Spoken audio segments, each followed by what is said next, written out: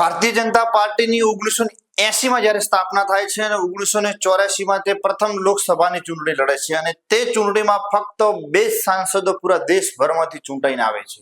અને તે પછી તો ધીમે ધીમે તેમનો ગ્રાફ વધતો જાય છે અને છેક 2014માં જો વાત કરીએ તો નરેન્દ્ર મોદીની સરકારે પૂર્ણ બહુમતીવાળી સરકાર બનાવી દે છે અને તેના પછી તો 2019માં પણ પૂર્ણ બહુમતીવાળી સરકાર બનાવે છે અને હવે 2024ની લોકસભાની ચૂંટણી ચાલુ છે। તે વચ્ચે જ નરેન્દ્ર મોદીએ એ ચૂંટણીના એજન્ડા અને રણનીતિ અનુસાર દરેક સંગઠનને 400 પાર બેઠકો જીતવાનો ટાર્ગેટ આપ્યો છે। જો વાત કરીએ ગુજરાતની તો ગુજરાતમાં 26માંથી 26 બેઠકો 2014માં પણ અને 2019માં પણ આ બેઠકો જીતેલી છે અને તે કેટલાક માર્જિનથી પણ જીતેલી છે। પરંતુ આની વચ્ચે જ ગુજરાતમાં હવે નવી સ્ટ્રેટેજી લાવી છે અને એ આ વખતે હેડ્રિક લગાવવાની તો ઠીક, પરંતુ દરેક બેઠક ઉપર 5 લાખની લીડ સાથે જીતવાનું આ CR પાટીલનું ટાર્ગેટ અને ભારતીય જનતા પાર્ટીનું ટાર્ગેટ છે। પરંતુ આ બેઠકો હવે એવા વિરોધના જુવાળ વચ્ચે આ બેઠકો કઈ રીતે જીતશે તેની સંપૂર્ણ સ્ટ્રેટેજી ભારતીય જનતા પાર્ટીએ બનાવી છે। વિસ્તારથી આપણે વાત કરીશું। નમસ્તે, નોલેજ સ્ટુડિયોમાં હું મુકેશ માળી।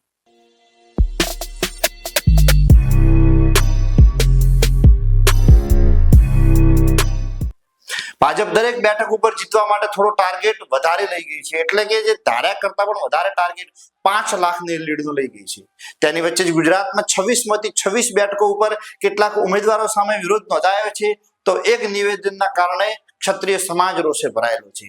આ રોષે ભરાયેલો ક્ષત્રિય સમાજ અને ક્યાંક વિરોધના વંટોળ વચ્ચે ભારતીય જનતા પાર્ટી 26માંથી 26 બેઠકોને 5 લાખથી વધારે કઈ રીતે જીતવી તેના માટે એક સ્ટ્રેટેજી બનાવી છે। આપણે વાત કરવી છે 2019ની લોકસભાની ચૂંટણીમાં તો ભાજપને ગુજરાતમાંથી 63% વોટ મળ્યા હતા, એટલે કે ગુજરાતના કુલ મતદારોમાંથી 1,80,00,000 જેટલા મતદારો ભારતીય જનતા પાર્ટીને વોટ આપ્યા હતા। જો એક આંકડા અનુસાર આપણે જો સર્વે કરવા જઈએ તો ભારતીય જનતા પાર્ટીની જો દરેક બેઠક 5 લાખની લીડથી જીતવી હોય તો તેના માટે કરી અને 40 લાખ વોટ વધારે લાવવા પડે, એટલે 1,80,00,000 જે 2019ની લોકસભાની ચૂંટણીમાં મળ્યા એ 40 લાખ ઉમેરો તો લગભગ 2.25 કરોડ કરતા વધારે વોટ લાવશે ભારતીય જનતા પાર્ટી, તો જ પ્રત્યેક બેઠક 5 લાખથી વધારે લીડથી જીતી શકાય। પરંતુ આ કેટલું શક્ય છે હાલની પરિસ્થિતિ જોતા તે તો આવનારો સમય બતાવશે, પરંતુ ભારતીય જનતા પાર્ટી એક સ્ટ્રેટેજી બનાવી છે અને સ્ટ્રેટેજી એ પ્રકારની બનાવી છે કે દરેક બૂથ વાઇઝ એમણે એક સર્વે નીકાળ્યો છે અને એ સર્વે ઉપર એવો પણ વિશ્લેષણ કર્યું છે કે દરેક 30 મતદારો ઉપર એક પેજ પ્રમુખની નિમણૂક કરવામાં આવી છે। પેજ પ્રમુખ ગુજરાતમાં 10 લાખ પેજ પ્રમુખોની તેમણે નિમણૂક કરી છે। તેની સાથે જ પેજ પ્રમુખોની સાથે 3 થી 5 જેટલા સભ્યો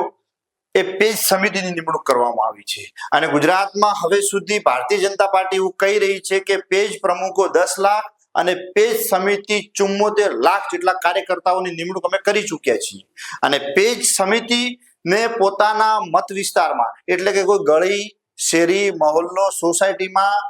જે મતદાનનો દિવસ 7 તારીખના દિવસે સવારમાં 10 વાગ્યા પહેલા 3 થી 5 મતદારોને બૂથ ઉપર લઈ જઈ અને મતદાન કરાવવું, એ ભારતીય જનતા પાર્ટીએ એ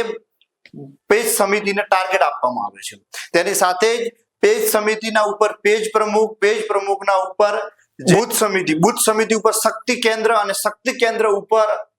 વોર્ડ ટીમ અને વોર્ડ ટીમ ઉપર જિલ્લા પ્રમુખ અને જિલ્લા પ્રમુખ ઉપર રાજ્યનો પ્રમુખ, આ પ્રકારની એક પિરામિડની પેટર્ન બનાવવામાં આવી છે અને આ પેટર્ન કોણે બનાવી છે તો જ્યારે ગુજરાતના તત્કાલીન ગૃહમંત્રી અમિત શાહ 2007ના ચૂંટણીના રણનીતિ